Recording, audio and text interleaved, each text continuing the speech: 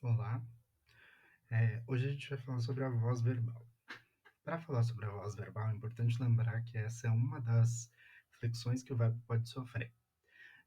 O verbo, ou a classe gramatical dos verbos, é a classe de palavras que mais sofre flexão na língua portuguesa, sendo ao todo 5 flexões, enquanto o substantivo e adjetivo sofrem flexão de gênero, número e grau. O verbo pode sofrer flexão de número, pessoa, modo, tempo e voz, né, que é o tema de hoje. Então vamos lá. Para começar, o verbo ele pode ter a voz ativa. E o que isso significa? A voz ativa é quando o sujeito realiza a ação que é expressa pelo verbo. Então você vai ter ali um sujeito agente, um sujeito que de fato faz a ação, tá? Um exemplo disso, o João bebeu água de coco. Você tem ali um sujeito, o João, a ação indicando que o João fez, o que o João fez, né? Que foi beber. E água de coco é o elemento que é bebido, portanto, o elemento que sofre a ação, certo? Ou que recebe a ação, nesse caso. Enfim. Outra possibilidade da voz verbal é a voz passiva. São essas as duas vozes do verbo. A gente tem essas duas possibilidades. A grande questão é, na voz passiva, a gente tem um sujeito que recebe a ação que é expressa pelo verbo. A gente chama ele de sujeito paciente. E isso é diferente de um sujeito que praticou a ação, como o João, lá naquele outro exemplo, em que ele bebeu a água de coco, certo? Aqui a gente vai ter um sujeito que não vai praticar a ação e sim receber. A voz passiva ela tem duas possibilidades, sendo elas a voz passiva analítica e a voz passiva sintética. Vamos ver cada uma delas. Primeiro, a voz passiva analítica. Ela é uma forma desenvolvida de voz passiva e ela pode apresentar o agente da passiva. A gente já vai ver o que é o agente da passiva, tá? Só vamos para o exemplo. O bolo foi comido por toda a família. Perceba nessa frase a estrutura. Perceba que o verbo, na verdade, é uma locução verbal, né? Ele não é mais um único verbo. Ele é uma locução verbal formada por um verbo auxiliar, o verbo ser, e a forma do particípio do que seria o nosso verbo principal, no caso aqui o verbo comer. O bolo foi comido por toda a família, a gente tem o bolo como um sujeito da frase, só que ele não pratica a ação expressa pelo verbo, então ele é um sujeito paciente. Foi comido essa forma verbal, né, essa locução verbal, que está na voz passiva, e por toda a família é o agente da passiva. Agora observe que ele tem esse nome justamente porque ele é o elemento que age na ação, que realiza a ação expressa pelo verbo. Como a gente aqui já tem a posição de sujeito ocupada, né, que no caso dessa frase é o bolo, e é um sujeito paciente, então não dá para dizer que quem realiza a ação do verbo, nesse caso, é sujeito. Ele recebe esse nome, portanto, que é agente da passiva. Bom, a outra possibilidade de construção da voz passiva é a chamada voz passiva sintética. Nesse caso, a gente tem uma forma reduzida de voz passiva que utiliza a partícula C, então ela sempre vai aparecer com a partícula C. Nesse caso, não há o agente da passiva, ele não é expresso, tá? Por exemplo, comeu-se o bolo. A ideia para a gramática é que essa frase quer dizer mais ou menos a mesma coisa que a anterior, com um único detalhe que é, você não está identificando o agente da passiva, que é a pessoa que realizou a ação de comer. Mas a gramática entende que essa estrutura continua sendo uma estrutura que tem como sujeito o bolo, ele é um sujeito paciente, que recebeu a ação de ser comido por alguém. Você não identificou esse alguém, no entanto, a estrutura verbo, conjugado, né, agora percebam que o verbo está na forma simples, não é uma locução verbal, aliada à partícula ser, transforma o verbo em voz passiva, transforma, na verdade, a oração em uma oração com a voz passiva e atribui para nós um sujeito paciente, certo? Vamos para algumas observações que são importantes aqui a respeito da voz passiva.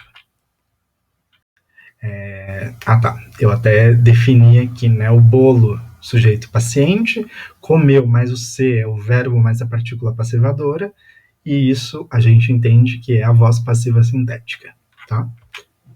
Detalhes importantes. Primeiro, a voz passiva ela só se realiza com verbos transitivos diretos ou verbos bitransitivos, que são aqueles diretos e indiretos, né? Transitivos diretos e indiretos, que precisam de dois complementos, um com preposição e um sem preposição. Tá, mas por quê, né? Por que isso importa? A grande questão é, quando você transforma a voz ativa, por exemplo, que a gente tinha lá no começo, o primeiro exemplo, né? O João bebeu água de coco, você tem um objeto direto. Então, no caso dos verbos, né, desse tipo de verbo, seja o verbo transitivo direto ou transitivo direto e indireto. Nos dois casos, vai ter um elemento na oração que vai ser identificado como objeto direto, o complemento do verbo, sem preposição. É ele que vai se transformar em sujeito paciente na voz passiva.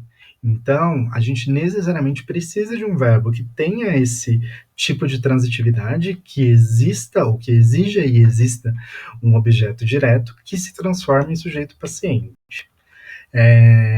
E o sujeito da voz ativa passa a ser agente da passiva. Isso significa que naquela frase inicial, de voz ativa, o João bebeu água de coco, caso a gente quisesse transformar em voz passiva, a gente poderia ter a seguinte estrutura: água de coco foi bebida pelo João.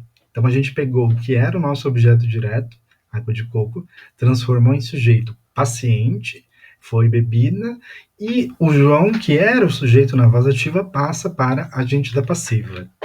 O que a gramática prega é que essa mesma frase anterior lá, que a gente tinha citado, ela também poderia ser dita da seguinte forma. Vou até voltar na frase, só para a gente conferir.